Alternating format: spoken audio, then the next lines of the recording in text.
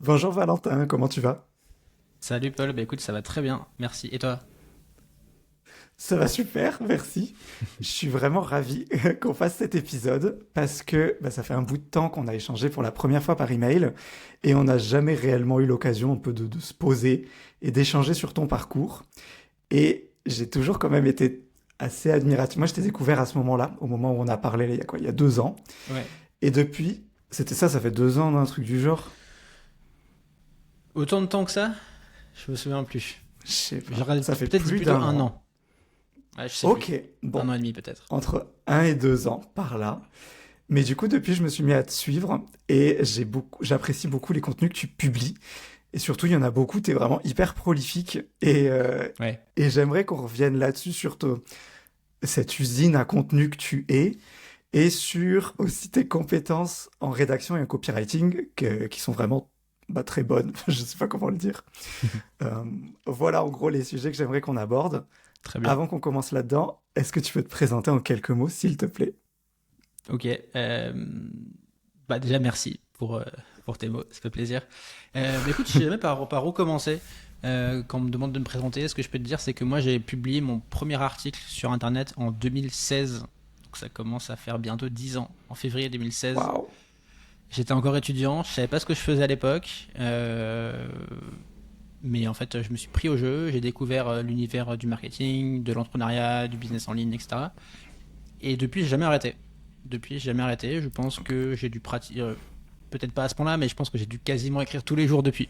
Donc, euh, donc ça m'a conduit à faire de multiples aventures dont on pourra parler, mais à ce que je fais aujourd'hui, à savoir aujourd'hui, donc j'ai créé Sauce Writing, qui est une école où je forme des freelances en écriture, aussi bien sur la partie écriture que business de leur activité. Et donc je fais ça à temps plein là depuis 2020.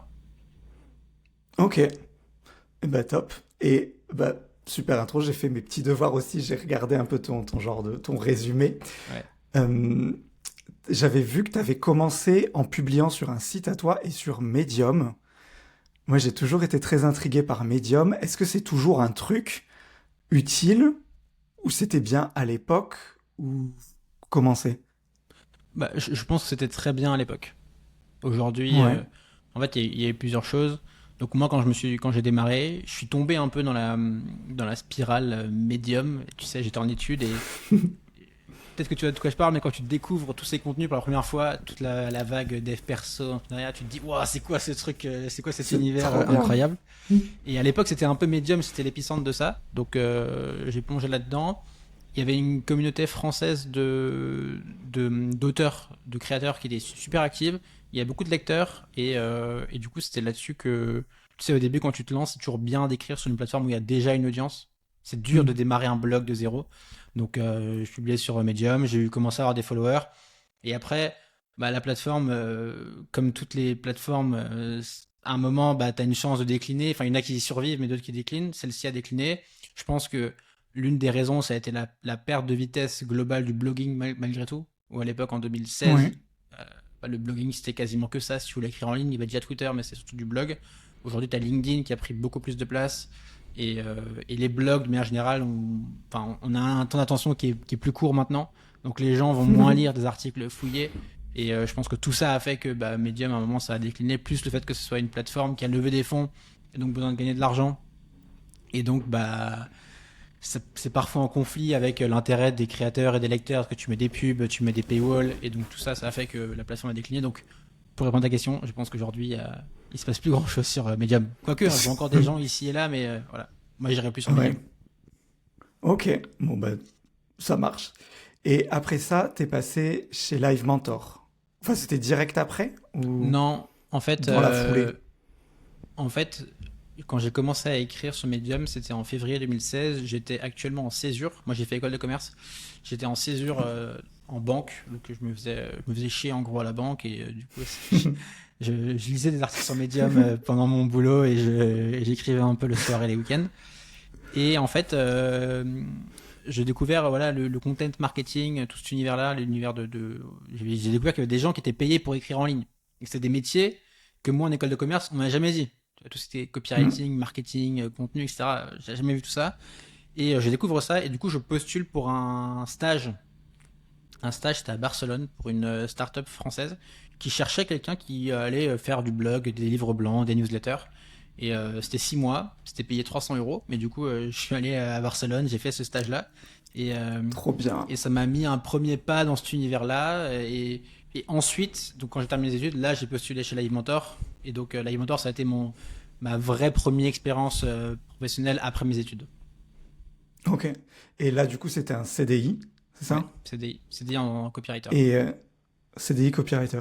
Et donc, c'est quoi les missions que tu as là-bas? C'est un peu tu touches à tout, tu crées plein de contenus ou enfin ça Ouais. marche comment?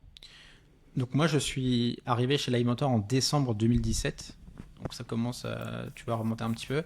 À l'époque, on était une équipe de 15 personnes et il y avait un département marketing avec un CMO, donc quelqu'un qui gérait le marketing, quelqu'un qui gérait plutôt la partie pub, ads, et il fallait quelqu'un plus sur la partie contenu. Et donc là, ils m'ont recruté pour ça. Comme dans toute startup, mes missions ont beaucoup évolué.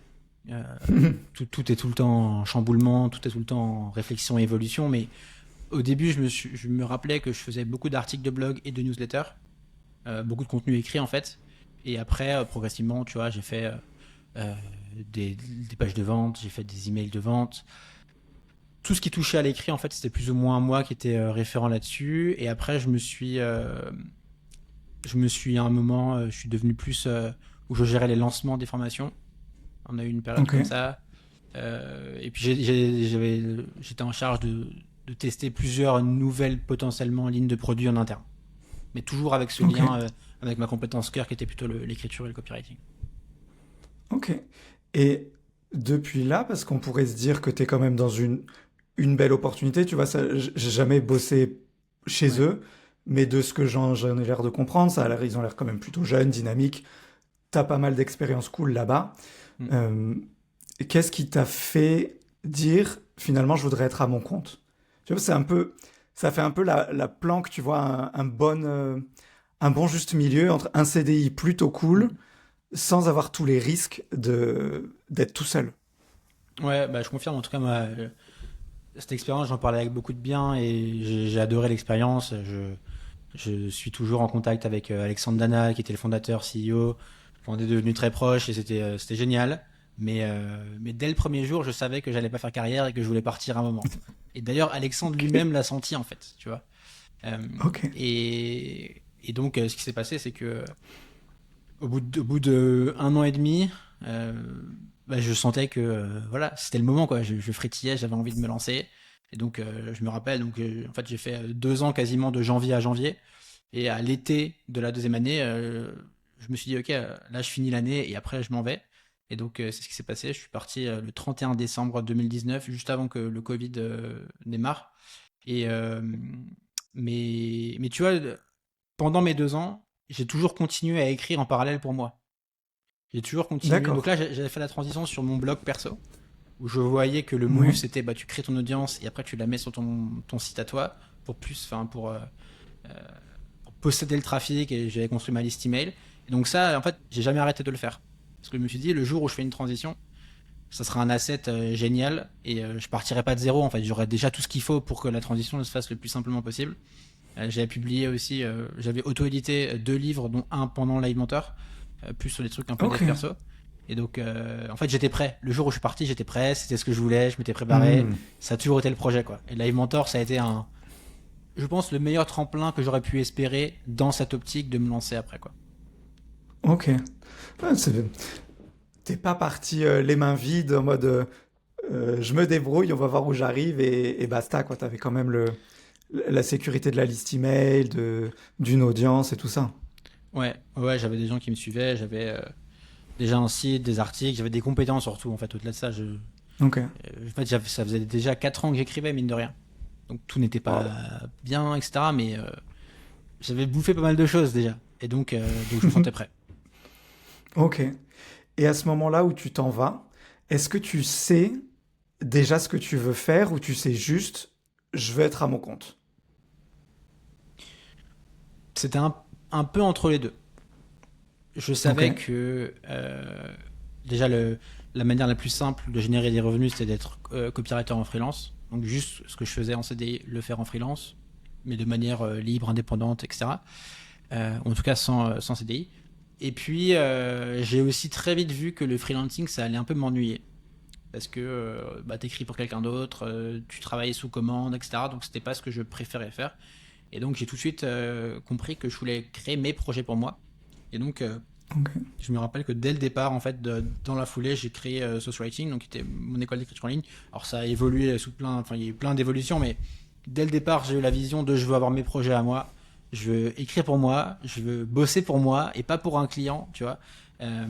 Et donc au début, en fait, la réflexion, ça a été de me dire quels sont les assets que je possède sur lesquels je peux m'appuyer. Et donc, à la fois mes compétences d'écriture et puis le début de légitimité que j'avais commencé à construire, c'était des bonnes premières pierres pour bâtir ce projet-là, quoi. Ok. Et je trouve avec le recul, c'est quand même plus simple de se rendre compte qu'on a fait le bon move. Est-ce que sur le moment, il y avait un doute un peu ou enfin, t'es dans quel état émotionnel à ce moment-là? Parce que moi, quand je suis parti, maintenant je le raconte plein de fierté, mais j'étais en panique à ce moment-là. Bah, t'es jamais. Ça reste toujours un saut dans l'inconnu, dans le vide. Moi, je me Ok. souviens très bien, on devait être en octobre ou en novembre, ou juste avant que je parte. J'ai dit à mes parents, je les ai appelés au téléphone, je leur ai dit je quitte mon job, je quitte Paris et je vais à Bali. Et ils ont pété un câble. Qu'est-ce que tu fais en fait? Euh, et donc ouais, non, et puis même, enfin, ça reste un énorme saut dans le vide, ça fait peur, tu doutes, tu sais pas. Et même aujourd'hui, tu vois, aujourd'hui, bon, ça fait maintenant 6 ans, ça se passe bien, mais t'es jamais safe, t'es jamais sûr de rien en fait. Donc ça, l'incertitude, le risque, enfin le risque, le flou, en fait, tu apprends à vivre avec. Il y a des moments où c'est plus difficile que d'autres.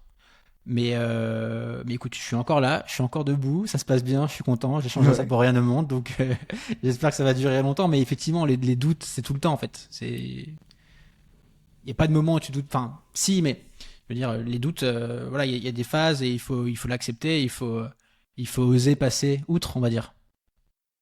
Ouais.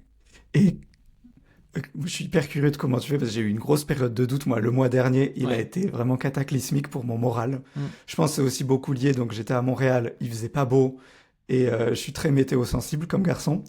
Ouais. S'il fait gris, je suis déprimé. T'aimeras pas la Normandie alors. Et ah non, non, non, jamais je mets les pieds là-bas. Quoique, écoute, je suis surpris parce que tu vois, là il fait beau et la météo, Oui, donc je suis là depuis le 15 juillet et écoute, pour l'instant, tu vois, c'est la météo parfaite pour moi. Pas trop chaud, un peu de gris, tu vois, moi je suis très lecture et tout, donc ok. c'est le bon curseur pour l'instant. J'ai pas encore connu janvier, février, mais bon curseur. Ouais. Bon, écoute, si ça te va, je suis content pour toi. Je pense que j'aurais quand même du mal. Mais comment tu fais, tu vois, quand tu es en plein dans ce moment de doute, est-ce que c'est des moments où tu vas dire, bah ok, là c'est un moment dur, je la joue un peu plus chill. Est-ce que tu fonces quand même et on abat la même quantité de travail? Ou tu te mets sous la couette et tu pleures, tu vois? Enfin, tu le gères Ouais, comment? franchement, c'est un peu de tout ça. Je pense que plus t'es. Enfin, au début, ces phases-là, tu les prends de plein fouet en fait. Les montagnes russes, tu remets tout en question, tu te mets sous la couette et tu t'espères que ça passe. Aujourd'hui, tu vois, je les prends avec beaucoup plus de recul et avec beaucoup plus de sagesse, on va dire, tu vois, où je sais que ça fait partie du jeu. Je sais qu'il y aura des périodes, peu importe ce qui se passe, en fait, il y aura toujours des moments de doute, des mauvaises nouvelles qui vont te faire en fait que t'as des projets qui tombent à l'eau ou autre. Euh, je pense que, et je me rappelle, il y a même eu un été 2021 où je sais qu'il y avait un lancement qui avait un peu moins marché et j'avais postulé à des jobs, tu vois. Mhm. Des trucs, enfin, je voulais être assistant de recherche pour un auteur américain, bref, un peu n'importe quoi, mais heureusement, j'ai pas eu de réponse, tu vois. Et peut-être que ma vie aurait été très différente. Mais donc, oui, il y a eu des périodes où, tu vois, où j'ai remis les choses en question. Ce qui m'a aidé, je pense, c'est un cercle d'entrepreneurs autour de moi qui Ok. font que entreprendre, bah, en fait, c'est la norme et c'est pas un truc un peu bizarre d'un gars dans son coin qui entreprend. Mhm. Ça m'a aidé. Ce qui m'a aidé aussi, je dirais que c'est une espèce de discipline slash résilience slash rigueur que j'ai développée avec le temps. Tu vois, je me considère pas comme rigoureux de base. Par contre, je trouve que l'écriture, ça a été un bénéfice, c'est que l'écriture, il y a un côté bête et méchant, t'écris ou t'écris pas. Tu publies ou tu publies pas. Et donc, du coup, ça m'a forcé à développer une forme de discipline. Je suis devenu quelqu'un de très routinier. Tu vois, moi, je m'épanouis dans la routine, je m'épanouis dans les habitudes. Et donc, tu vois, quand ça va mal, avoir un socle d'habitudes, ça permet de lisser les bas, même comme les hauts. Hein. Quoi qu'il arrive, en fait, tu te concentres sur ok, chaque jour j'écris, chaque jour je fais mon truc et bon, ça va passer. Et après, un autre ingrédient qui m'a aidé, c'est le sport. C'est bête, mais juste faire du sport quasiment tous les jours, en fait. Tu vois, j'ai débloqué un stade où j'arrête de me demander si j'ai envie de faire les choses. Juste, je fais les choses. Ok. Et ça, c'est venu en grande partie, je pense, grâce au sport. Ok. Et puis, je dirais aussi le fait à un moment, tu vois, juste... c'est con à dire, mais tu sais, t'arrêtes pas, en fait. Tu lâches pas le truc. T'abandonnes pas, tu continues, tu fais le dos rond. Et maintenant, tu vois, j'essaie de me dire, tu vois, moi, j'ai un petit carnet, toujours à côté de moi, dans lequel je note des pensées, enfin, tu vois, je note plein de trucs. Et donc, juste, tu vois, extérioriser ce qui se passe dans ta tête, je trouve que c'est ultra utile pour se calmer, tu vois, s'apaiser, se déstresser. Souvent, on se rend compte que tout ce qui te fait stresser, en fait, un mois après, ça a disparu et c'était rien du tout, en fait. C'est juste, sur le coup, c'est une tempête, mais en fait, c'est une tempête dans un verre d'eau. Et ce que je voulais te dire, oui, c'est que maintenant, tu vois, j'arrive à me dire, qu'est-ce que m'indique cette crise? Tu vois, là, je traverse une crise dans mon business. Qu'est-ce qu'elle met en lumière, tu vois?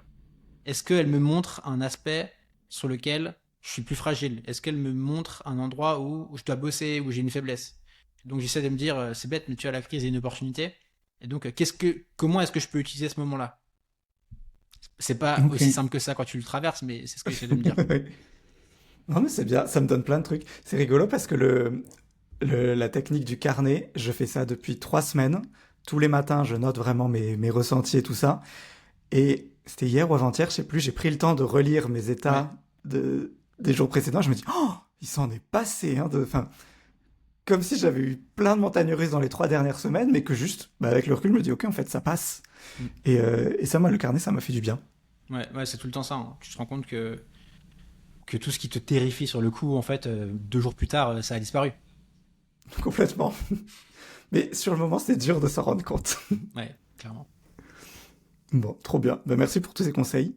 J'aimerais qu'on se concentre un peu sur la rédaction et le copywriting.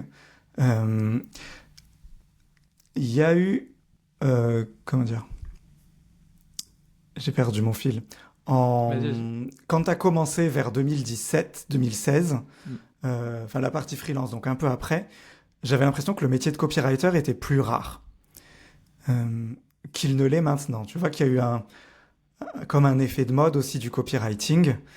Je le vois, moi je gagnais pas un peu d'argent aussi en vendant des formations en affiliation, et les formations de copywriting, c'est hyper bankable pour moi. Tu vois, quand je recommande celles d'autres gens. Comment aujourd'hui, je suppose que du coup il y a plus de copywriters pros sur le marché, si quelqu'un veut se lancer aujourd'hui, comment est-ce qu'il arrive à se différencier un peu? Comment il fait son trou?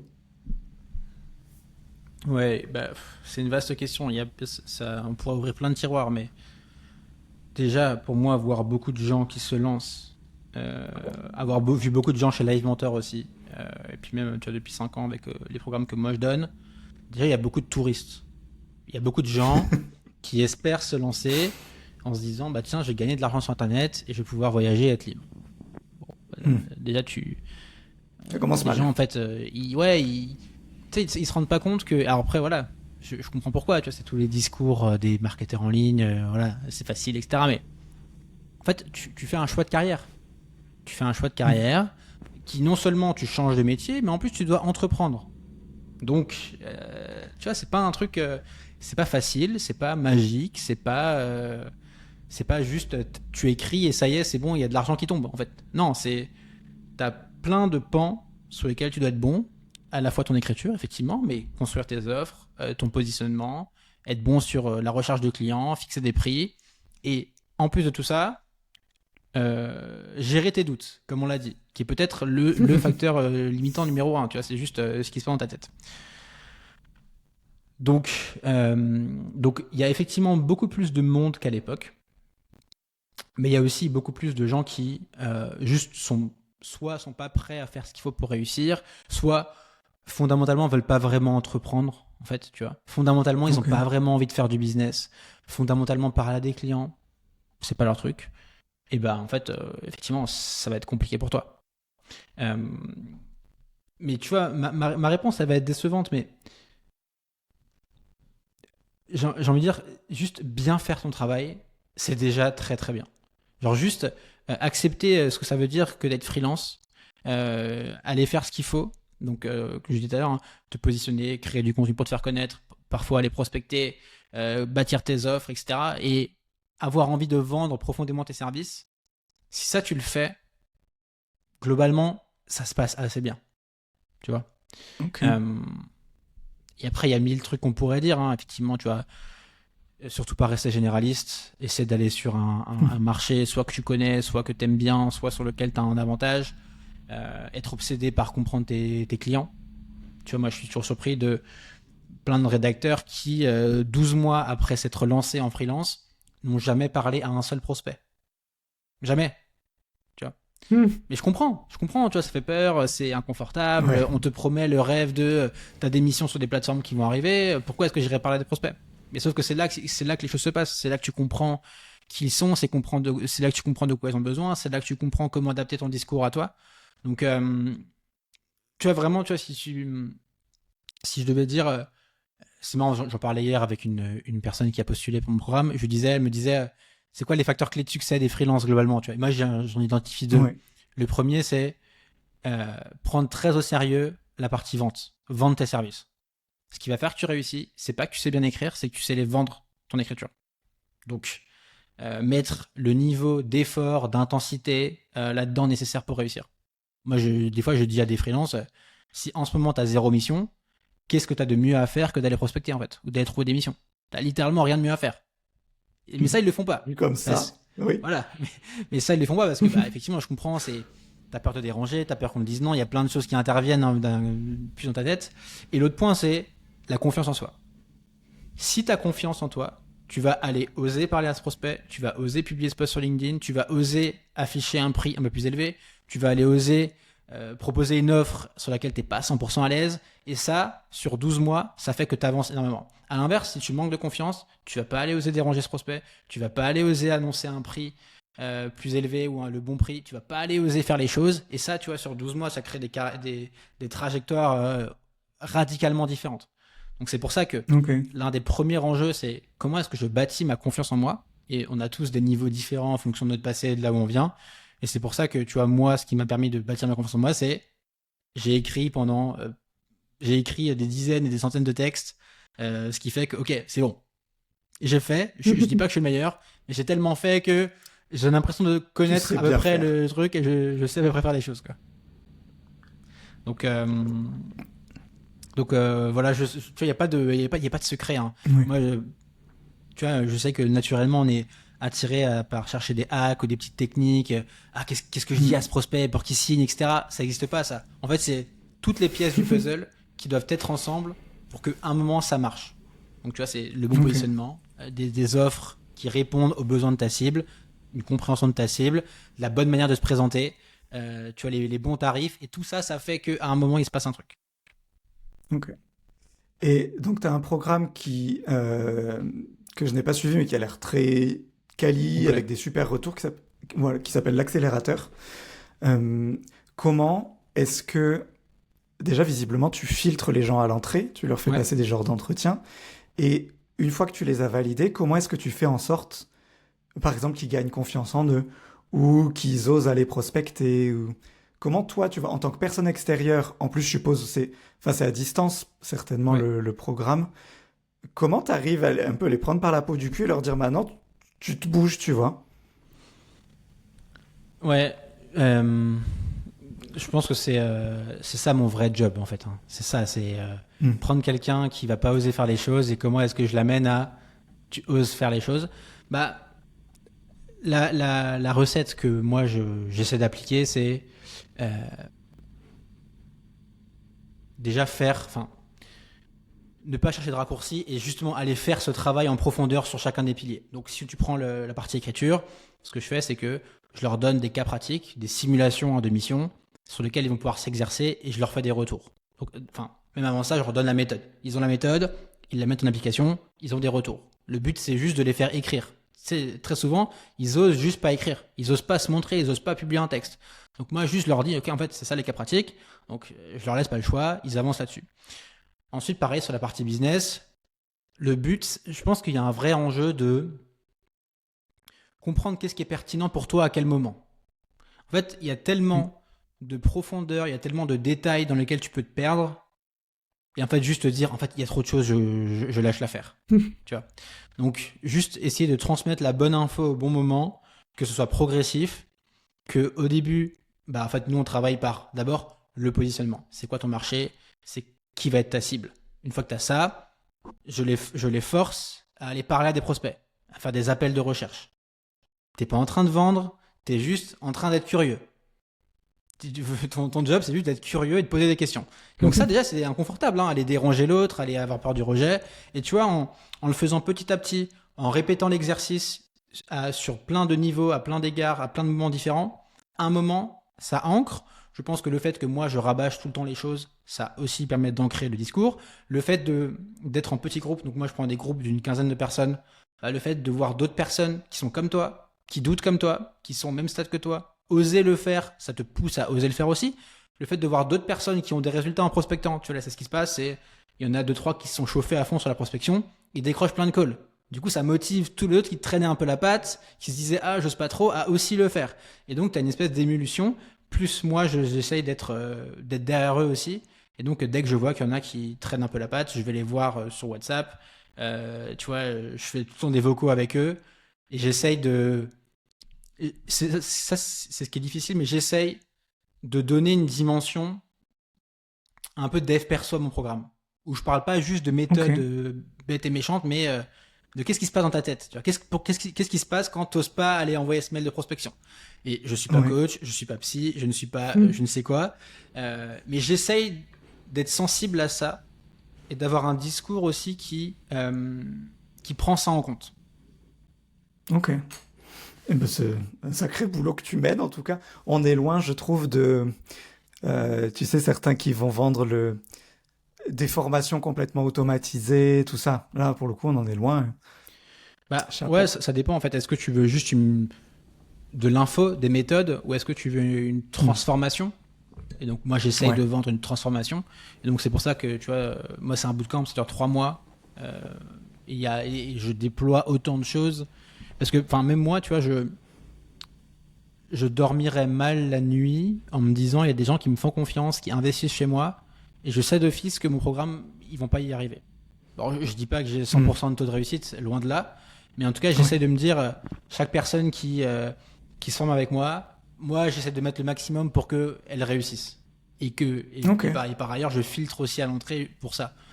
Parce qu'il y a des gens, des fois, je les vois, ils sont malheureusement trop loin du truc, en fait. Et c'est ça, ils partent de trop loin et ça sera compliqué pour eux, quoi. Chapeau. C'est du beau boulot. Je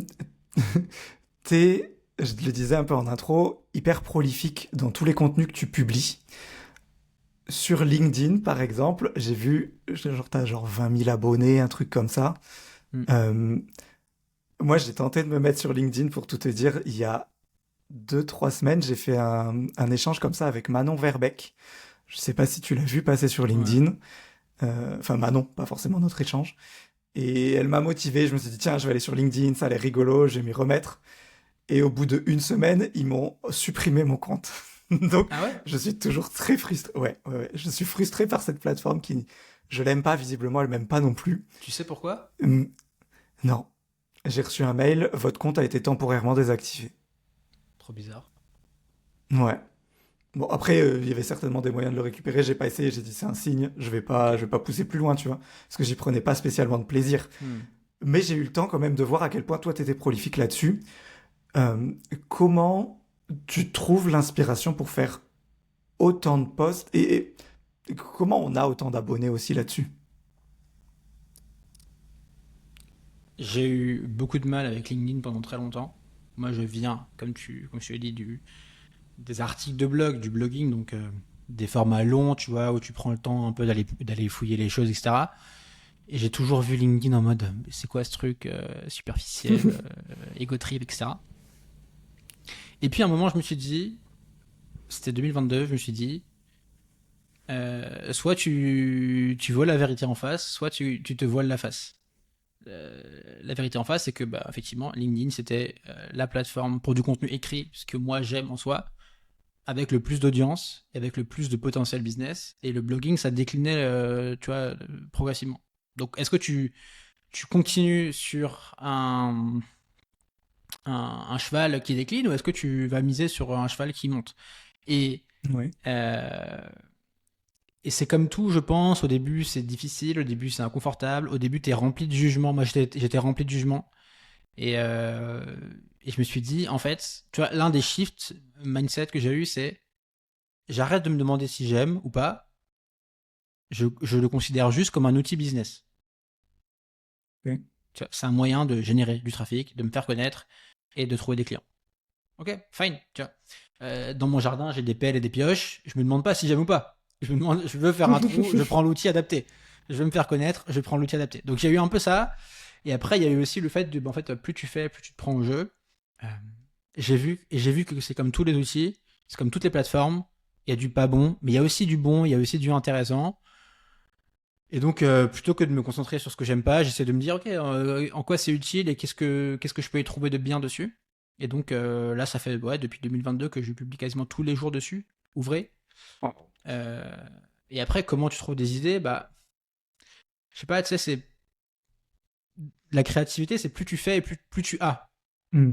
Ce qui est dur, c'est de se lancer. Ce qui est très dur, c'est de se lancer parce que tu sais, c'est de l'inertie. Quand tu es au début, enfin, quand tu es arrêté, pour te lancer, il faut faire un énorme effort. Et quand tu commences à le faire, tu te rends compte que chaque idée amène une autre idée, que chaque poste, en fait, tu pourrais en faire 3 postes, et en fait, petit à petit, tu t'avances comme ça.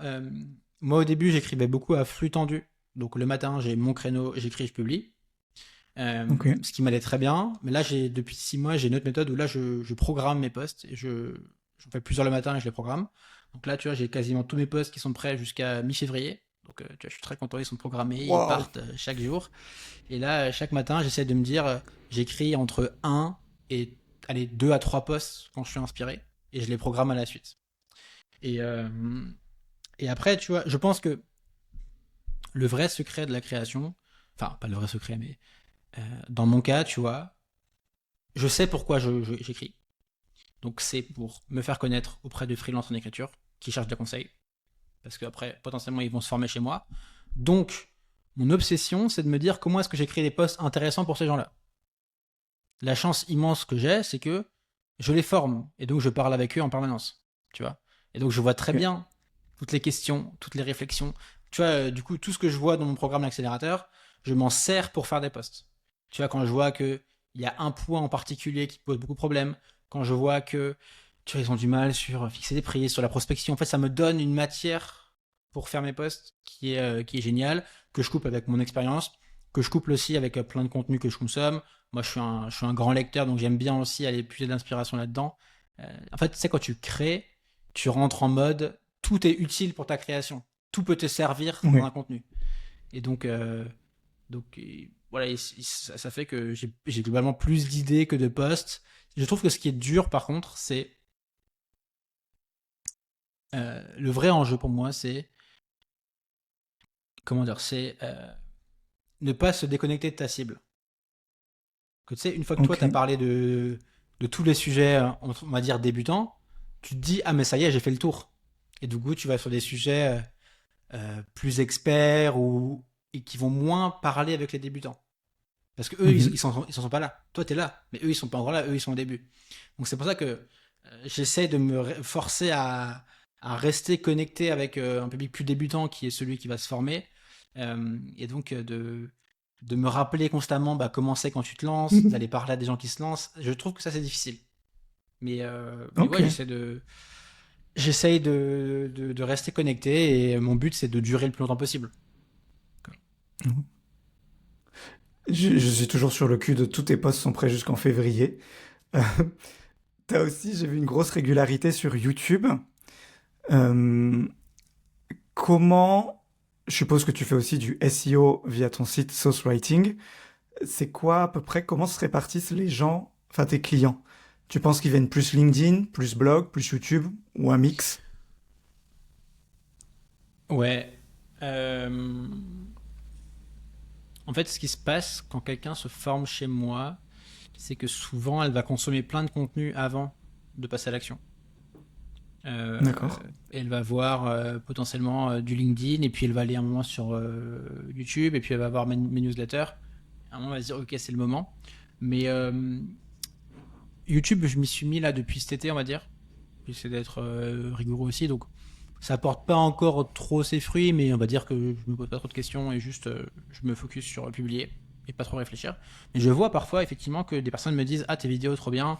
En fait ça, je trouve que ça participe au nurturing, tu vois, ça participe au fait que bah tiens tu me trouves pertinent potentiellement dans ce que je propose et donc tu vas aller plus loin. Mais je dirais effectivement que mes deux grosses sources c'est LinkedIn et le SEO. Où j'ai fait beaucoup de Ok, SEO et j'ai un peu arrêté, mais entre 2022 et 2024, j'ai bien bombardé le SEO aussi. d'accord. Et sur, je pense que c'est plus une problématique pour LinkedIn, mais il y a l'IA maintenant. Pendant mes quelques jours de présence sur LinkedIn, j'ai eu l'impression qu'il y avait beaucoup de posts qui faisaient très ChatGPT friendly, enfin rédigés par ChatGPT plutôt. Ouais. Est-ce que c'est vraiment un truc? Euh, et comment toi ça t'impacte? Est-ce que c'est un truc que tu utilises en fait et que ça va être la nouvelle norme? Ou alors est-ce que tu es un peu dans la team puriste, je fais tout à la mano? C'est comment? Je suis pas dans la team puriste. Moi, je considère que j'ai beaucoup réfléchi, hein, mais je pense que c'est juste un outil en plus à ta disposition. Ouais, Cet outil, il te donne l'illusion de savoir faire les choses. C'est facile. Tu sais, tu lui dis génère-moi un post LinkedIn, il te le génère et tu as l'impression d'avoir fait un post LinkedIn. Euh, Sauf que ça crée, c'est que quand tout le monde possède un outil, bah, l'outil c'est plus un différenciant en soi. Tu vois. oui, Donc quand tout le monde peut faire des posts, bah du coup le niveau d'exigence et la barre d'exigence pour un bon post, je trouve, se relève. Donc, euh, donc comme tu dis, en fait, des posts basiques GPT, tu les vois, ça se sent. Et même quand ça se sent pas, en fait, bon bah, est-ce que ça te déclenche un truc Je suis pas sûr. Après, il y a des bons posts écrits par l'IA, tu vois. Et je suis pas de la team ah tout ce que fait l'IA c'est nul, pas du tout. Euh, moi je pense juste que profondément ce que fait l'IA c'est qu'elle sublime les compétences. Si tu sais toi-même écrire un bon post et que tu es capable d'interpréter ce que te donne l'IA, alors oui, l'IA c'est utile. Mais si tu comprends pas fondamentalement ce que tu fais, en fait, l'IA va te filer un texte et tu vas te dire, bon, ok, je le publie. Tu vas pas être capable d'interpréter, tu vas pas être capable de prendre, enfin de le remettre à ta sauce et en fait tu vas juste bêtement copier-coller un truc. Et moi pour te répondre, alors moi je me suis, alors j'ai testé plein de trucs. Je me suis créé des agents avec un outil qui s'appelle Dust que tu connais peut-être, qui permet de créer des agents je l'ai vu pour passer, mais je l'ai pas testé. en gros, tu peux créer des mini-agents, agents accroche, agents brouillon d'un poste. Et je l'utilise, on va dire, 20% du temps. En fait, moi, Ok. l'écriture, tu vois, c'est un truc qui me fait profondément plaisir. Pas jamais, j'aime bien écrire. Donc, j'ai pas envie de déléguer un truc que j'aime bien faire. Si, C'est si, con. si t'aimes pas et que c'est une tare pour toi, que t'as pas envie de le faire, alors oui, ok, je comprends que tu veuilles tout déléguer. Mais moi, c'est pas mon cas. Et donc, au nom de l'efficacité, j'ai pas envie de déléguer un truc que j'aime faire. Euh, Ok. et puis, je trouve aussi peut-être que, je sais pas, c'est un peu présomptueux, mais c'est jamais aussi bien que je le veux l'IA, tu vois, je dois toujours repasser dessus. Donc, entre prompter 10 fois, machin, relire, autant écrire moi-même d'un coup et ça va plus vite parfois, tu vois. Ouais. Et tu prends le plaisir au moins. Et je prends plaisir. En tout cas, c'est pas une douleur pour moi d'écrire. Ouais. Ok. Mais il y a des fois où, Bah tu vois, je écoute, trouve tant que mieux. c'est intéressant, tu vois, d'aller brainstormer ou d'aller. Des fois, tu vois, pour des accroches, pour des angles, pour des exemples, tu vois, j'aime bien l'utiliser aussi pour aller voir ce qu'il peut me donner, quoi. Ok. Et comment tu t'organises dans tout ça? Parce que là, on parle beaucoup de production de contenu. En plus, tu dis que tu aimes bien le faire toi-même, donc ça, je sais que ça prend du temps parce que je le fais aussi. En plus, il y a ton programme, enfin, il y a un accompagnement conséquent, ça reprend du temps. T'as que 24 heures dans la journée, comment tu gères tout ça? Euh, En fait, mon organisation elle est assez simple. Moi, je suis quelqu'un plutôt efficace le matin. Mhm. Donc déjà, je ne prends jamais aucun call le matin. Tu vois, tous mes appels, c'est toujours que l'après-midi. Donc là, tu as les 14 heures, ça me va très bien. Euh, et après, moi, j'ai un créneau où je démarre, tu vois, j'ai un créneau contenu 2 heures tous les matins. C'est le premier truc que je fais dans ma journée. D'accord. Parce que je sais que c'est le truc le plus difficile, c'est le truc le plus gourmand en énergie, c'est le truc aussi sur lequel je ne dois pas me rater, entre guillemets. Donc je le mets en premier. Et tu sais, 2 heures de contenu tous les matins, t'as le temps de faire deux trois posts, t'as le temps de faire un script YouTube, ça va vite, tu vois. Ouais. Donc, et ça tous les jours, en fait, sur 1 an, 2 ans, en fait, ça fait une boule de neige gigantesque. Donc, tu vois, je suis pas du tout de l'école, tu fais des blocs de 4 heures et tout. Moi, je suis de l'école, tu sais, tu fais un peu de temps en temps, un peu tous les jours. Mhm. Ça, c'est ma technique. Ok. Et après, le reste, je pilote un peu en fonction des priorités du moment, animer mes sessions de l'accélérateur, faire mes relectures. Et après, tu as des interviews, des discussions, des calls, etc. Mais écoute, j'ai pas l'impression de non plus de trop me surmener. Je bosse bien, mais Mhm. tu vois, je fais des journées normales. Je bosse pas trop le week-end. Je finis pas trop tard le soir. Je prends des grosses pauses le midi. J'ai un bon équilibre, j'ai l'impression. Ok. Ah bah, tu bien. Et comment tu gères la priorisation de certaines missions par rapport à d'autres? Tu vois, comment tu te dis, là, la priorité sur les 2 prochains mois, c'est créer un nouveau programme. Ou alors, on fait pas de nouveau programme, on va doubler la production LinkedIn, tu vois, ou, enfin, je dis peut-être des bêtises, mais comment tu arrives à dire ça? Moi, ça, c'est un gros problème que j'ai de, quand j'étais en entreprise, tu vois, si jamais je faisais pas la mission qui avait le plus d'impact, c'était la faute de mon manager. Là, c'est ma Hmm. faute et c'est moi qui ai pas de sous à la fin du mois. Enfin, qui en ai moins, du coup. Comment toi, t'arrives à prendre un peu de recul là-dessus éventuellement, mais comment tu le fais? Ouais, je pense que c'est vraiment le gros enjeu d'entrepreneuriat, c'est comment est-ce que tu es sûr de mettre ton énergie aux bons endroits à chaque instant. Hmm. Euh, je sais pas trop si j'ai des secrets. Euh, je pense que déjà tu vois, le fait de se faire accompagner, c'est toujours utile là-dessus, hein, d'avoir quelqu'un qui a déjà fait ce que tu veux faire et qui peut te dire bah tiens à ton stade voici ce qui est pertinent, voici ce qui ne l'est pas. Euh, et après essayer de, tu vois une question que j'aime bien me poser c'est qu'est-ce que dirait un consultant extérieur s'il voyait mon business? C'est quoi son diagnostic? Qu'est-ce qu'il me dirait de faire en fait? Tu sais, souvent t'es tellement la tête dans le guidon que tu prends pas tu fais pas cet effort de prendre du recul et de t'observer de manière plus neutre. Et donc j'essaie de me demander ça. Et après, en sachant que pour un business tu vois, de la taille comme le mien, ou voilà, en fait, le nerf de la guerre, l'acquisition et le trafic, quoi. Donc, tu sais à peu près que tant que tu mets ton énergie ici, tu te trompes pas trop. D'accord. Donc c'est pour ça que voilà, moi je focus LinkedIn, et YouTube de plus en plus. En fait, le trafic, c'est la base de tout. T'as pas de trafic, t'as beau avoir des super programmes, t'as beau avoir des belles offres, tu vois, les gens n'achètent pas. Donc je me concentre là-dessus. Et un truc là que je me dis, c'est pas trop de nouvelles idées. Parce que moi, Mais comment ça? je suis quelqu'un de très curieux et j'adore lancer plein de trucs. Mais chaque idée que tu lances, tu défocuses ton énergie, ton temps, ton attention. Et en fait, je trouve que vaut mieux faire moins mais mieux que plus mais un peu moins bien à chaque fois. Tu vas beaucoup plus loin Ok. en te disant je prends un programme, un produit ou tu vois un canal, une manière de faire et je la ponce et j'y vais à fond plutôt que d'être un peu partout. Moi, j'ai un peu tendance à naturellement aimer être partout et j'essaie de me canaliser pour plutôt me concentrer sur tu vois une offre, un produit, une cible parce que plus tu multiplies les projets, les sources, les sites potentiels et plus c'est dur en fait. Ouais. Oui, mais tu dis ça, mais en même temps, là, moi, je trouve que tu as déjà énormément de projets. Tu vois, tu as tes accompagnements qui prennent du temps. Tu fais du LinkedIn, tu fais du YouTube, tu fais... Enfin, je trouve que c'est déjà beaucoup, tu vois. Ouais, après, Après, si tu arrives à gérer, tant mieux. Mais c'est déjà beaucoup.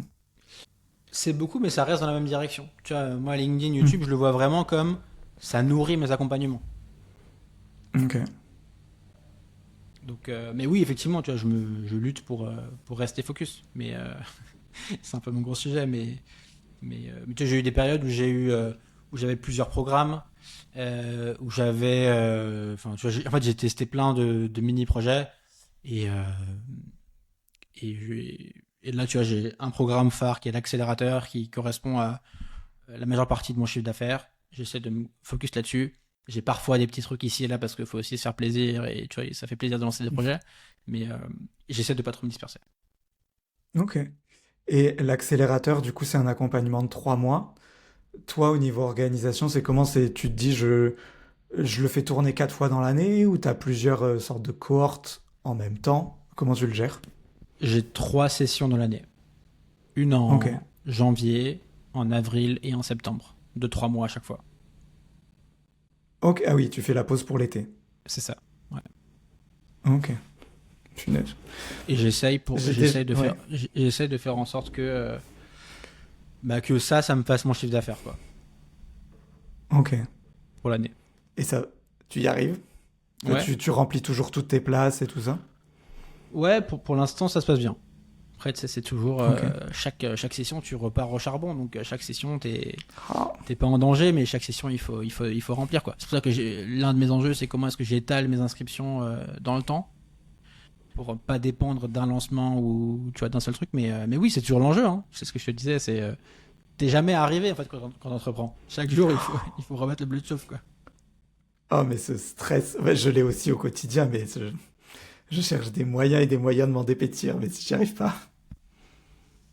Ouais, je pense qu'il faut. C'est un mix de vivre avec et c'est un mix aussi de comment est-ce que tu construis malgré tout de la résilience dans ce que tu fais, tu vois. Et, et, et où tu mets les curseurs entre tiens, je veux faire plus ou je veux juste faire pareil mais avec un peu moins d'anxiété et de charge et de stress, tu vois. Ok. Ouais. Bah, là, tu vois, j'ai fait une école de commerce aussi, et je pense que j'ai cette éducation école de commerce où on m'a formaté start-up, avoir plein de thunes, et que le chiffre d'affaires était un véritable marqueur de ta réussite. Et je pense que j'ai besoin un peu de me déconstruire aussi de ça et de prendre en compte comment je me sens, tu vois. Et c'est un chemin en cours. Ouais, bah après, tu sais, moi je valide ce que tu dis et moi, enfin, tu vois, je suis vigilant à ne pas sacrifier mon bonheur pour du chiffre d'affaires. Mais malgré tout, le chiffre Ouais. d'affaires, ça reste le truc numéro un. Tu vois, t'as pas de CA, Bah ouais. bon bah ton business ne tourne pas. Donc, ouais, faut trouver l'équilibre, mais c'est ça qui rend aussi le truc super intéressant, challengeant, et c'est ce qui fait que bah, c'est kiffant aussi, quoi. Si c'était facile, tu vois, ce serait pas la même saveur, je trouve. Ça, c'est clair. On ferait trop de bonnes nuits, ça serait plus facile.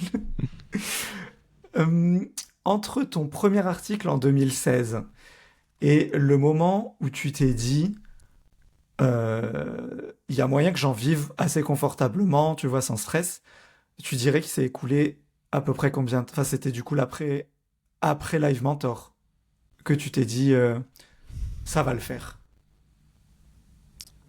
Ouais, je me suis même dit ça avant Live Mentor, en fait. Waouh. En fait, j'ai vu un truc, c'est que, tu vois, j'ai démarré donc en 2016. Tu vois, je sais pas, j'avais quel âge en 2016? J'avais 23 ans. Ouais, c'est ça. J'avais 23 ans, aucune expérience pro, enfin encore super jeune, j'ai jamais été sur le monde de l'emploi.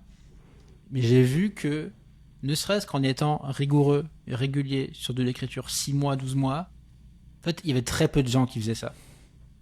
Même sur Ouais. Medium, j'ai rapidement été, tu vois, en 6 12 mois, j'ai rapidement été dans les auteurs un peu suivis, alors, pas du tout plus connus, mais tu vois, les gens, tu vois, je commençais à avoir une petite audience, les gens commençaient à me suivre, je me rappelle, j'avais eu 1000 followers sur Medium, mais à l'époque c'était un gros truc, et je me disais, mais attends, juste en 6 mois, 12 mois de travail, t'es déjà, ça peut être condescendant, mais t'es déjà en avance sur plein de gens en fait. Hmm. Et juste, du coup, ça, je me suis rendu compte que les gens ils font pas cet effort. Les gens ils cherchent pas à se bouger comme ça, ils cherchent pas trop à remettre en question un peu le truc traditionnel. Et moi j'avais cette envie là Et encore une fois, je voyais que, ok, en fait, j'avais une compétence. Je l'avais pas encore bien monétisé, j'avais pas encore gagné d'argent avec, mais en fait, oui, il se passait un truc, tu vois. Et je me disais, en Hmm. fait, si tu continues sur ce chemin-là, si tu t'arrêtes pas, euh, il y a certainement une voie pour que ça fonctionne. Donc, tu vois, ça a peut-être pris, ouais, un an. Je pense que quand j'ai eu mon stage, je me suis dit, ok, en fait, je pense que je peux y arriver. Je pense que, encore une fois, tu vois, là, on a l'impression que tout le monde crée du contenu en ligne. Et c'est quoi la part des gens qui créent du contenu en ligne sur la population? C'est 0,01%. C'est rien. Et donc, tu vois, ne serait-ce que le faire de manière rigoureuse, consistante, sur 6 mois, 12 mois, t'es déjà en avance sur 99% des gens. Donc, dès que tu postules à un job, dès que tu vas faire n'importe quel projet, en fait, t'es déjà en avance. Moi, le jour où j'ai postulé pour Live Mentor, j'avais déjà le profil parfait, en fait. Tu vois, Alexandre m'avait dit, bah, déjà, il y avait peut-être 400 personnes qui avaient postulé. En fait, moi, j'écrivais déjà depuis 2 ans. J'avais auto-édité un livre et j'écrivais déjà un peu. C'était nul, hein, mais j'écrivais sur le marketing, sur le dev perso, etc. Tout ce que j'allais faire en job, je le faisais déjà gratuitement depuis 2 ans pour moi, de manière publique. J'avais le profil parfait, en fait. Oui. Et donc là, ça fait une petite, disons, on est 2025, donc tu as Ouais. commencé 2007, ça fait 9 ans. Comment ton chiffre d'affaires il augmente? Est-ce que c'est une courbe à peu près comme ça, là, comment on dit, droite? Est-ce que c'est du exponentiel, du zigzag, là, de la scie? Euh, comment Ouais. ça s'est passé? On va dire que c'est plutôt régulier. Mais depuis 2 ans, c'est stable. Et ça me va Ok. plutôt bien. Tu vois, je cherche pas forcément à. Enfin, évidemment, tu vois, si ça se développe, je serai content et je cherche à le développer. Mais on va dire que là, tu vois, je fais le même chiffre d'affaires qu'en 2023, mais je le fais mieux. Je le fais avec moins de prise de tête, moins de projets, moins de charge mentale. Je le fais de manière plus simple, entre guillemets. Donc, Ok. moins de coûts aussi associés. Donc, ça, je suis content. Euh, ouais, mon but, c'est plutôt que ça se développe tranquillement. Tu vois, j'ai une phrase, c'est pas d'explosion rapide ni de disparition soudaine.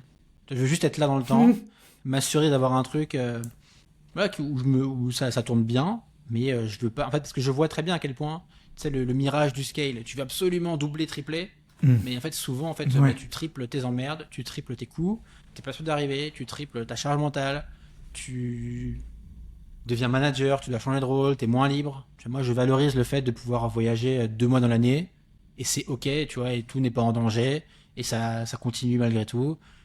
Donc, j'essaie de trouver l'équipe là-dessus, mais oui, ça se développe plutôt bien, on va dire. Ok. Et tu dis que c'est stable depuis 2 3 ans. On est sur quel ordre de grandeur? On est sur 120, 130 000 annuels. Ok. Et, euh, et tu penses que c'est réaliste pour quelqu'un qui commence là maintenant, pas d'arriver à ce niveau-là, mais de pouvoir en vivre, soit en quittant son job actuel, soit bah, juste en se créant un salaire en plus. Tu dirais qu'il faut combien de temps en moyenne? Si c'est une personne qui a la confiance en elle et qui a pas peur de démarcher. Hmm. Franchement, il y a vraiment tous les cas de figure. Il y a des gens qui vont mettre 2 ans et qui vont galérer. Et je vois des gens qui, dès le jour où ils quittent leur job, en fait, bah, ils signent des missions et ça roule, tu vois. Et tu vas faire Oui. rapidement 2000, 3000 euros par mois. Ça dépend de plein de facteurs. J'ai envie de dire, tu vois, le facteur numéro un, c'est plus t'es proche de ce que tu faisais avant. Enfin, plus ton métier d'avant est proche de ce que tu vas faire après en freelance, et plus c'est facile, plus t'as du réseau, t'as déjà fait le métier, donc t'as déjà les compétences. Il faut apprendre à se vendre, tu vois, qui est un peu l'enjeu. Mais si t'es dans un univers déjà un peu business, un peu marketing, ça peut aller assez vite. Donc franchement, Ok. ouais, il y a des gens que je vois, dès le lendemain, ça tourne. Mais parce que aussi, ils préparent leur transition. Je pense que ça, c'est un élément, hein, D'accord. c'est profiter du fait d'être en CDI pour ne pas avoir de stress, ne pas avoir d'anxiété financière et pour pouvoir te dire, bah tiens, je vais me former, je vais commencer à bosser, je vais peut-être faire une mission gratuite, je vais peut-être commencer à faire ici et là des choses pour que le jour où tu te lances, en fait, ça roule le plus simplement possible, quoi. Ok. Et je suppose maintenant tu as eu quand même pas mal de clients, surtout que tu les as un peu face, enfin pas face à face, Mm. mais tu échanges réellement avec eux. Ouais. Est-ce que tu en as déjà eu des vraiment relous et comment tu les gères? Ceux que je sens être vraiment relous, je les filtre un peu à l'entrée, donc j'essaie de pas trop les prendre. Mais après, oui, j'ai toujours eu des petits clients relous. Comment est-ce que je les gère? J'essaie de penser à des personnes en particulier, mais Visualise un client chiant, là. ouais. Non, je sais pas. J'ai envie de dire, le truc qui me vient, c'est je fais le dos rond. Tu m'as payé, Ok. ok, t'as le droit d'être relou avec moi. Waouh. C'est pas la majorité, hein, Ah non. et après, après, un autre truc. Tu vois. Donc moi, je me dis ça. Et puis je pense aussi que dans mon langage non verbal, dans des petits signaux implicites que je renvoie, j'arrive assez bien à cadrer les choses en fait. Donc, tu vois, j'ai pas eu de trucs ultra relous. J'ai eu des clients effectivement un peu chiants, mais ça fait partie du jeu. Tu vois, Ouais. tu me payes pour ça, c'est fine. Tant que tu montes. Du coup, si tu trouves que t'es pas payé assez cher pour ça, bah tu montes tes prix. Du coup, moi, j'essaie de monter mes prix depuis le début, en fait. Et, euh, et je me dis, ok, en fait, tu me payes ça, c'est ok que tu te décharges. Tu vois, des fois, je prends des vocaux de 5 6 7 minutes. C'est fine, tu vois, c'est pas grave. Ok. Je, je le vis plutôt bien. Ouais. Moi, écoute, moi, ça Moi, m'aurait ce qui me, tu vois, c'est pas le seul anéanti, truc mais... Ouais. que je vis un peu moins bien, et encore ça va, hein, mais c'est le fait de, tu te formes chez moi, donc tu attends de moi que je t'aide à vivre ton business de freelance. Tu vois, c'est une grosse attente que les gens placent en moi. Tu vois, Ouais. ils comptent sur moi. Donc ça me met beaucoup la pression. Et quand tu vois, il y a des gens pour qui bah, ça marche pas autant qu'ils l'aimeraient, tu vois, ça me met un petit coup, quoi. Je me dis putain, fais chier, quoi. J'aimerais bien que ça marche pour eux, mais et ça, c'est pas évident, je trouve. Tu vois, les gens placent beaucoup d'attentes en toi, euh, et il faut dealer avec ça, quoi. C'est pas évident. Et mais justement, comment tu fais? Parce que ta promesse, c'est un peu un résultat. C'est si vous venez avec moi, je vais vous montrer comment en vivre et vous allez réussir à en vivre. Ouais. Mais tu aurais pu dire, ta promesse, c'est je vous mets sur les rails et je vous montre les bonnes techniques. Et après, enfin que la promesse, ce soit un peu la stratégie et non pas l'argent qu'ils vont en tirer derrière. Tu vois, le positionnement est légèrement différent. Oui, Et là, du coup, ça t'engage beaucoup plus, sachant qu'il y a une partie énorme qui est de leur responsabilité. bien sûr. Ouais. Euh, Bah, c'est drôle que tu le perçois comme ça, mais moi, j'essaye d'avoir ce discours de je te mets les rails sur une activité qui fait tant de chiffre d'affaires. Tu vois. ok. Donc, je suis d'accord avec toi, la frontière est fine entre enfin, tu vois, je dis jamais je te garantis ça ou tu vas gagner ça. Mais tu vois, c'est plutôt voici ce qu'il est possible de faire, voici ce sur quoi je pense que mes méthodes te permettent d'accéder. Euh, mais attends, je sais plus quelle était la question. C'était quoi la question? Il n'y avait pas vraiment de question, c'était plus... parce qu'en fait, c'est une réflexion que j'ai actuellement sur un programme Oui, que je me c'est tâte à bon. créer. Ouais. Et comment... Est-ce que je vends en fait plus le résultat? Tu vois, en mode, si tu fais Ouais. ça, je te garantis que tu vas arriver à tel résultat. Ou alors, je te garantis que je vais te donner tous les éléments pour que tu puisses bosser et le faire par la suite, mais que c'est plus sous-entendu, tu vois, pour moins me mouiller. Ouais. Bah, en fait, ce qui est sûr et certain, c'est que tu ne peux jamais rien garantir. Parce que comme tu dis, ça dépend pas de toi. Hein, t'as beau faire tout ce qu'il faut, en fait, à la fin, c'est la personne qui va faire les trucs. Tu vas pas bosser pour elle. Donc, euh, donc tu ne peux pas garantir. Malgré tout, il faut que tu montres les bénéfices de ce que tu apportes.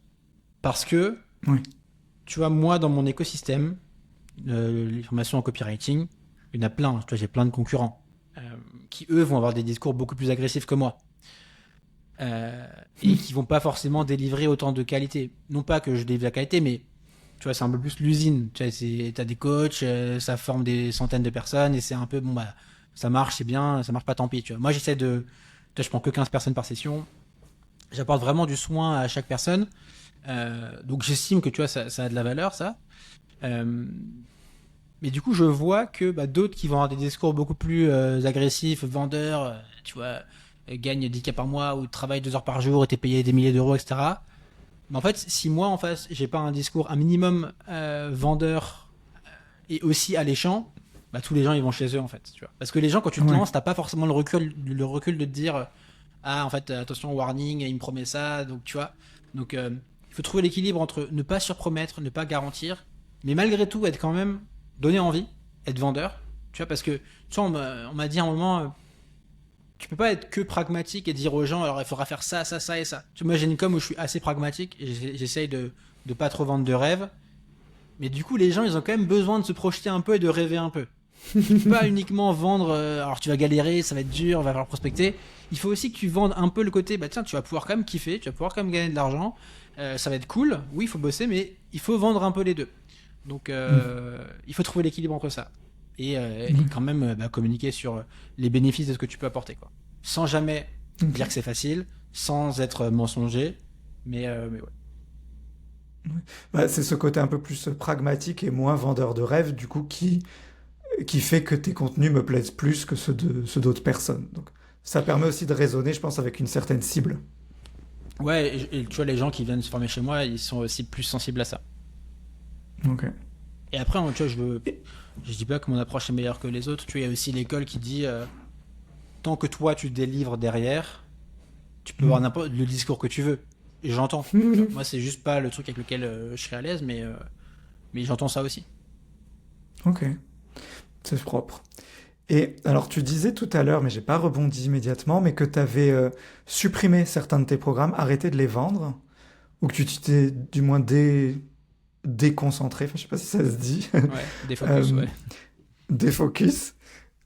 Pourquoi le choix de ces programmes-là en fait, tu pourrais te dire, j'ai l'impression de tuer mon bébé, et pourquoi celui-là et pas un autre? C'est qu'une question de chiffre d'affaires ou il y a autre chose derrière? Non, c'est pas qu'une question de chiffre d'affaires. C'est. En fait, je trouve que ce qui est dur pour un business de formation comme celui que j'ai, c'est trouver l'équilibre entre qu'est-ce qui toi t'épanouit déjà, Hmm. sur quoi toi tu te sens bon, tu vois, où est-ce que tu peux vraiment apporter de la valeur, qu'est-ce qui a de l'impact chez les gens. On le disait tout à l'heure, une formation enregistrée, ça a beaucoup moins d'impact qu'un truc en live avec beaucoup d'accompagnement. Et coupler ça avec le fait de qu'est-ce qui est intéressant financièrement, tu vois. Et trouver l'équilibre Ok. où, et sur la partie financière, tu vois, c'est quel type de business model te permettent d'avoir à la fois de la récurrence, avoir à la fois assez de chiffre d'affaires et des ingrédients qui sont importants quand tu vas en ligne, c'est un sentiment un peu d'urgence et de rareté. Que si t'as pas Hmm. d'urgence, les gens n'achètent pas. Et donc, tu vois, j'ai testé à peu près toutes les formules possibles pour arriver à la conclusion que le format que j'ai actuellement, à savoir plusieurs cohortes dans l'année, avec des dates de démarrage, ce qui crée à la fois une urgence et de la rareté, puisqu'il y a un nombre de places limité, un prix élevé, des petits groupes. En fait, c'est le meilleur équilibre en termes de modèle, je trouve. Tu vois, tu as besoin de vendre assez peu, mais vu que tu vends cher, en fait, c'est OK. Euh, et je trouve que c'est la formule sur laquelle moi, je me sens le plus à l'aise, où j'ai le sentiment bah, voilà, de partager plein de choses et de vraiment aider les gens. Mais tu vois, Ok. j'avais fait une newsletter il y a un mois où je parlais de ça. T'as un peu le triptyque entre, je sais plus comment je le disais, mais entre euh, l'argent que tu gagnes, l'impact que tu as sur les gens et le niveau de charge que te crée le produit que tu vends. Tu vois. Et donc, si tu vends que des trucs enregistrés, que des formations enregistrées, tu as zéro charge. Une fois que c'est fait, tu la vends à l'infini. Ton gain financier, il est assez capé parce que les gens, ils sont de moins en moins enclins à acheter ce genre de programme. Et ta transformation sur les gens, elle est assez faible, entre guillemets. À l'inverse, sur mon modèle à moi, je mets beaucoup de charges de travail dedans. Tu vois, c'est mon activité à temps plein. L'upside financier, par contre, il est cool, vu que tu vends cher. Si tu vends quelques programmes, bah, ça va cher. Et l'impact sur les gens, il est assez élevé. Et donc, j'essaie d'avoir un peu l'équilibre entre ça, ni être trop dans l'un, ni être trop dans l'autre. Et en ce moment, je suis plutôt sur l'accélérateur où moi, c'est important pour moi, tu vois, euh, d'être fier de ce que je vends. Et Oui. tu vois, il y a plein de programmes où, en fait, il y a plein de gens qui disent, ah ouais, bah, ça, on sait que c'est de la merde et tout. Moi, je serais terrifié que des gens disent ça de moi, tu vois. Ça me ferait Tu peur. Et m'étonnes. je suis prêt à faire moins de ventes parce que j'ai pas envie qu'on dise ça de moi, quoi. Et ton programme, là, dans la forme dans laquelle il est aujourd'hui, tu l'avais pensé comme ça au tout début ou ça a été le fruit d'une transformation petit à petit? C'est le fruit de plein d'itérations. Au début, ce programme, je l'ai pensé uniquement sur de l'écriture d'articles. Oui. Donc c'est un bootcamp de 1 mois ou 2 mois. En fait, juste apprenez à écrire un bon article. Euh, je me suis rendu compte que, enfin, du coup, après, j'ai rajouté une itération qui est, en plus de la dimension article, je vais rajouter la dimension, en fait, ce sera pour des freelances en écriture. On va faire de l'article, mais pas que ça. Et il y aura la dimension business. C'était à 4 semaines. Je l'ai passé ensuite à 8 semaines. Là, il est passé à 12 semaines. Je pense pas l'augmenter ensuite, mais du coup, tu vois, je l'ai étendu à chaque fois. Et à chaque fois, je rajoute des choses dans le programme. Tu vois, là, j'ai tout refondu en septembre. Tu vois, j'ai un peu modifié des pièces. Je fais intervenir d'autres personnes aussi. Tu vois, je suis constamment en train de le réarranger pour coller à la fois à ce que je vois des personnes qui le font et de ce sur quoi je dois vraiment insister. Et puis aussi notamment avec l'IA, tu vois, où va le marché, comment ça évolue, et rester à jour là-dessus aussi, quoi. Mais ça, c'était ma question, c'est comment tu es passé la première version qui est plus sur la rédaction d'articles pour passer à cette version, rajouter la partie du coup business et tout ça, c'est des clients à toi que tu avais qui t'ont dit j'aimerais bien qu'on travaille sur ce truc-là ou c'est toi un peu qui l'a senti ou qui a fait un pari? C'est moi qui l'ai senti et qui ai fait un pari. Je me rappelle, Ok, j'avais lu le livre de d'Hormozy sur les offres. Je sais pas si ça te parle. ouais, Euh, et en fait, tu vois, quand j'ai vu son framework des offres, je me suis dit en fait mon offre elle est bien, mais elle est pas ouf. Euh, ok. et en fait, bah tu sais, c'est beaucoup plus convaincant de dire à quelqu'un, je vais t'aider à gérer ton business de freelance et vivre son activité, que de dire, bah tiens, tu vas écrire des bons articles grâce à moi. Tu vois. Donc c'est plus exigeant, ça demande plus de choses. Mais en fait, j'avais l'impression d'avoir trouvé, en ajoutant la partie business, parce que j'avais eu quelques freelances qui venaient pour l'écriture, mais en fait, ils avaient aussi besoin de la partie business. Ça, je l'ai compris après. Mais, euh, mais je trouve que j'avais une offre qui répondait beaucoup plus à un pain. Tu vois, la valeur que j'apportais était beaucoup Oui. plus importante. Et donc, j'ai pivoté là-dessus. C'était un peu pari. J'ai vu que ça avait bien réagi dès le départ. Et donc, à chaque nouvelle formule, je l'ai itéré sans cesse. Et là, tu vois, je suis à la 13e fois que je le fais. Ouais, c'est ça, 13e fois, un Waouh. truc comme ça. Oh là là. Mais ça veut dire que ça a quoi? Ça a plusieurs années, non? La 2022. 13e fois. Oui, mais oui, il a pas duré 3 mois tout le temps. Trop Ouais, c'est bien. ça. Ouais. C'est ouf. Euh, J'aime bien clôturer un peu les échanges avec 5 questions-réponses. L'idée, c'est des réponses courtes. Ça peut être soit oui, soit non. Je sais jamais si j'ai mis des questions oui-non, soit juste une Ok, phrase. Euh, Parce que je les prépare en amont, mais je les ai pas lues depuis 2, 3 jours. Est-ce que tu es prêt? vas-y. Attends. Quel conseil tu donnes tout le temps, mais que presque personne ne suit? Si t'as pas de mission, il n'y a rien de plus important que de prospecter et que de trouver des missions. Dans la charte que tu nous, enfin dans la charte, dans le thème, quoi.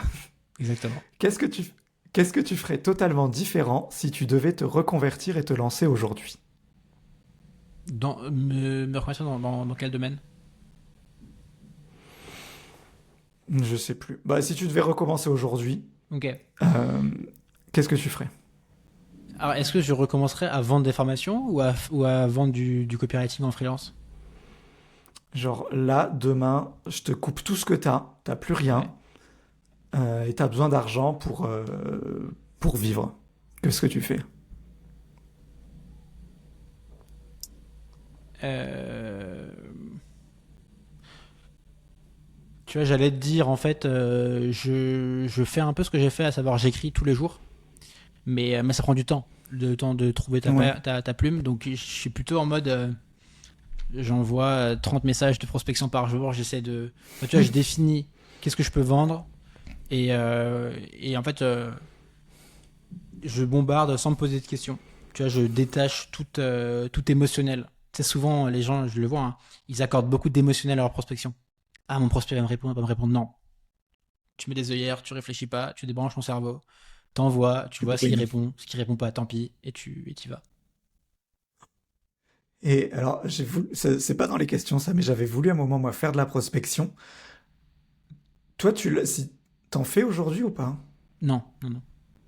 Parce que tu Et vois, à ceux mon qui... type Ouais, d'activité, ça marche pas trop sur la prospection. ouais, c'est vrai. C'est vrai. Mais tes clients, du coup, tu leur recommandes, c'est sur LinkedIn que tu leur fais faire? Ouais, sur LinkedIn ou par email, ouais. Ok. Je note, je note. Euh, on est où. Si tu devais garder un seul réseau social de ta stratégie, ce serait lequel? Ce sera LinkedIn. Ok. Et quelle est la plus grosse illusion que les gens ont sur la vie d'entrepreneur du web? C'est une bonne question. Euh, c'est pas vraiment une illusion, mais c'est que tu vois tous les bienfaits, liberté, flexibilité, indépendance géographique, potentiellement argent, mais tu ne vois pas le coût qu'il faut supporter pour avoir ça. Et le coût, c'est discipline, rigueur, responsabilité. Tu vas supporter les phases de down, résilience. Et c'est tout ça qui te permet d'atteindre, tu vois, le bénéfice. Donc l'un ne va pas sans l'autre. Tu peux pas espérer juste être libre, mais que c'est facile et que c'est rapide, quoi. Ça n'existe pas. J'aimerais vraiment que les gens ils en parlent plus et je te remercie d'avoir été vachement transparent là-dessus, mais parce que c'est quelque chose que moi je ressens beaucoup et que j'étais très surpris de ressentir quand j'ai débarqué dans l'entrepreneuriat parce que jamais personne n'en parlait, tu vois, et c'est en questionnant les gens et en faisant ces échanges où je vais un peu plus dans le tas et que je le demande directement, tu vois, est-ce que toi aussi tu doutes, qu'est-ce que tu as eu des galères, et que là les gens osent en parler, mais j'ai l'impression que sinon il y a cette espèce de culte ou de mythe, tu vois, de la personne, elle veut montrer que qu'elle est Ouais. arrivée, qu'elle a trouvé toutes les bonnes solutions dès le début, sauf qu'en réalité, c'est pas du tout ça. Hmm. Ça fait combien de temps que Ouais. t'entreprends, toi? J'ai commencé en 2020 au Covid. Et t'as commencé par quoi? J'ai fait du blogging. En fait, j'organisais des soirées dans Paris. Moi, j'étais dans l'événementiel. Donc, ça a été complètement arrêté. Et j'ai commencé avec un blog et du YouTube sur les HPI et hypersensibles. Ok. Et après, petit à petit, j'ai laissé tomber ça et dérivé sur ce que je fais aujourd'hui. Et aujourd'hui, tes Voilà. sources de revenus, c'est quoi? C'est de l'affiliation? En priorité, enfin, en principal? C'est... Ouais. Ouais, ouais, c'est un bon 90% d'affiliation Ah ouais, que ok. j'ai envie d'essayer de diluer ouais, avec de la vente de formation de mes propres contenus. Mais aujourd'hui, c'est quasi totalité affiliation. Et c'est quoi? Qu'est-ce qui te rapporte le plus? Le copywriting? Il y a la copywriting qui est largement en tête, Et un du coup, peu des formations autour de l'IA. vers qui tu renvoies si c'est pas indiscret? Vers Live Mentor? Live Mentor est un de mes très gros partenaires. Ouais, ouais. Ok. Ouais, il transforme super bien, donc Bah, avec CPF, ouais, c'est. CPF, ça facilite beaucoup le jeu. Et il y a copywriting, il y a IA qui vend pas mal en ce moment, mais ça a remonté. Et C'est qui après, fait des formations sur l'IA? l'IA, ben, il y en a encore une de Live Mentor, Ok. justement. Et j'en ai avec d'autres prestataires. Pas des... C'est pas des solopreneurs, ça fait plus des organismes, tu vois. Un peu type Live Mentor, mais moins connu dans mon réseau, en tout cas. Et voilà, j'ai de temps en temps un peu d'e-commerce. Mais, euh, Je mais peux ça te reste focus demander, sur ces deux trucs-là. ça m'intéresse, tu vois, c'est un modèle que je connais pas trop. C'est quoi ton. C'est quoi ta métrique de succès? C'est le trafic que tu génères? Moi, c'est le nombre de prospects que j'envoie à mon prestataire affilié. Enfin, non, c'est moi l'affilié, au vendeur. Ouais. Et après, je regarde combien je lui en ai envoyé et combien de sous il me rapporte. Et je calcule le coût par lead, enfin ce que chaque lead me rapporte. Et, euh, Je veux et c'est dire, ça ma métrique. les leads que tu envoies, ça dépend du trafic que toi tu génères sur ton site. La base, c'est ça quand Ouais, même. ouais, ouais. Ouais. La Et base, c'est t'es ça, mais après, et t'es tu à peux faire combien? beaucoup de trafic qui n'a aucune valeur. Ouais. Donc il y a ça qu'il faut avoir. Tu vois, j'ai certaines pages, c'est des classements de formation, des choses comme ça, des articles très commerciaux, où là, les leads ont une énorme valeur. Et Ouais. après, il y a des articles informationnels où je vais renvoyer vers des petites formations gratuites. Et après, là, le formateur va essayer de transformer par la suite. là, ça a moins de valeur. Donc, c'est plus du cas par cas, là, selon les articles. Et je peux te demander combien de CA tu fais par mois? Avec eux, ça... Alors là, ça a un peu baissé, mais on est entre 5, 7 1000 euros. Putain, c'est cool, hein? Parce que là, c'est Ah oui, oui. c'est automatique, quoi. T'as rien à faire. C'est complètement automatique. Après, il y a un gros danger là en ce moment qui arrive, et c'est pour ça aussi que je voudrais me diversifier sur la vente de mes propres contenus. C'est l'IA et le AI Overview de Google. Tu vois, ils prennent mes contenus et ils te font eux les comparaisons des formations, Enfin, moi, c'est les formations en l'occurrence, mais ils te font eux-mêmes les comparaisons des trucs. Donc là, ça, c'est un peu plus problématique. Mm. Ouais. Donc, bon. Et du coup, c'est quoi tes pistes C'est pour le- diversifier? Ouais, c'est vendre tes programmes à toi? Vendre mes programmes à moi. Pour le moment, je suis pas mal dans le flou. Ça a été une des grosses raisons de la période où j'étais un peu dans le doute là, le mois dernier. Ouais, je comprends. Et on verra. Après, je vois le chiffre d'affaires, il baisse un peu. Euh, il y a eu un coup qui est arrivé pas mal. Le AI Overview, le fameux, il a fait baisser le trafic sur les sites. Du coup, ça a mis un coup dans les revenus. Donc, Ouais. je sais pas encore trop ce que ça va donner. Pour le moment, j'ai ce truc hyper confortable. Tu vois, je suis pas du tout en train de me dire je suis à la rue, mais je vois que ça baisse petit à petit. Et moi, j'ai de moins en moins confiance dans ce modèle économique-là d'affiliation hyper froide, tu vois, Ouais, je suis sur du d'accord. trafic froid. Je pense à tu vois, j'ai une audience, j'ai une base mail et tout ça, et l'affiliation sur une base mail, par exemple, si je fais un partenariat avec je sais pas qui, et que je recommande un truc, là oui, ça j'y crois fort, mais de l'affiliation froide, j'y crois de moins en moins. Ok, ouais, je suis d'accord. Voilà, voilà. Ouais. Désolé, j'étais un Donc à peu voir ce que ça va donner. détourné le podcast en te posant la question. Mais c'est pas grave, tu fais une contre-interview. Exactement. Est-ce qu'il y avait un point que tu voulais aborder et que on a zappé? Je sais pas, non. Eh ben on est bon, alors si quelqu'un veut te joindre, il passe par où?